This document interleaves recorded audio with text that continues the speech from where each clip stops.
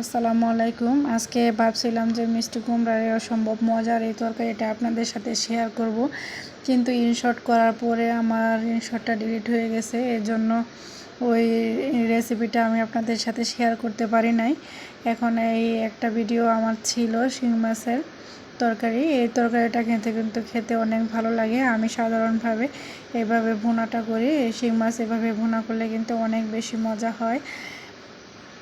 একদিন আপনারা এভাবে বানায় দেখতে পারেন, অনেক মজা হয়।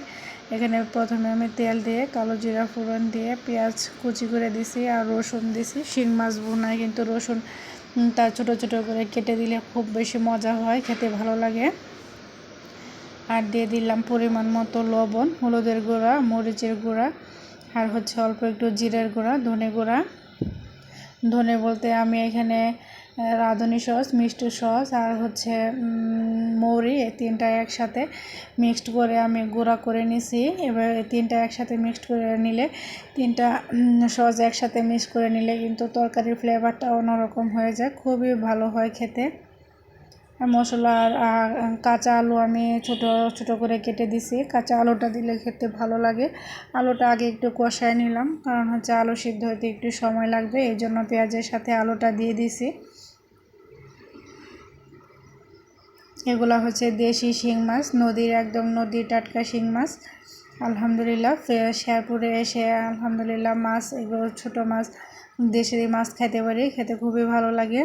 জায়গা আল্লাহর কাছে শুকরিয়া। এখন মাছগুলা দিয়ে দিলাম, দিয়ে মাছগুলো একটু কষায় নিব।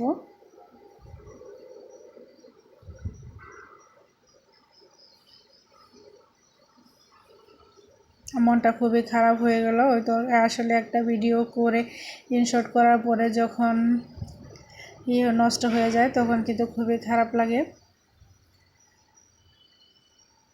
এখন মাছটা আমার কিন্তু কষানো হয়ে গেছে, সুন্দর করে মাছটা কষানো হয়ে গেছে। এখন পরিমাণ মতো পানি দিয়ে দেব। এভাবে রান্নাটা করলে কিন্তু খুবই সময় কম লাগে, 10 মিনিটের মাঝে কিন্তু তরকারিটা হয়ে যায় রান্নাটা করলে, আর খেতেও অনেক মজা হয়। আমি বাসায় এভাবে রান্না করি মাঝে মাঝে, আপনারা ওইভাবে একদিন রান্না করে দেখবেন, অনেক মজার তরকারিটা। এখন আমি কয়েকটা কাঁচামরিচ দিয়ে দিলাম, এই পর্যায়ে একটু কাঁচামরিচ দিয়ে দিলে সুন্দর একটা ফ্লেভার হয় তরকারিতে। আমার রান্নাগুলো যদি ভালো লাগে তাহলে আমার চ্যানেলটা সাবস্ক্রাইব করবেন, আর যারা সাবস্ক্রাইব করছেন তাদেরকে অসংখ্য অসংখ্য ধন্যবাদ। আমার এই সাধারণ ভিডিওগুলো আপনাদের মূল্যবান সময় নষ্ট করে দেখার জন্য। তরকারিটা আমার হয়ে গেছে, সুন্দর কালারটা কিন্তু আরও বেশি সুন্দর আসছে, কিন্তু ক্যামেরায় কেমন যেন একটা কালার চলে আসে। সবাই ভালো থাকবেন, আল্লাহ হাফেজ।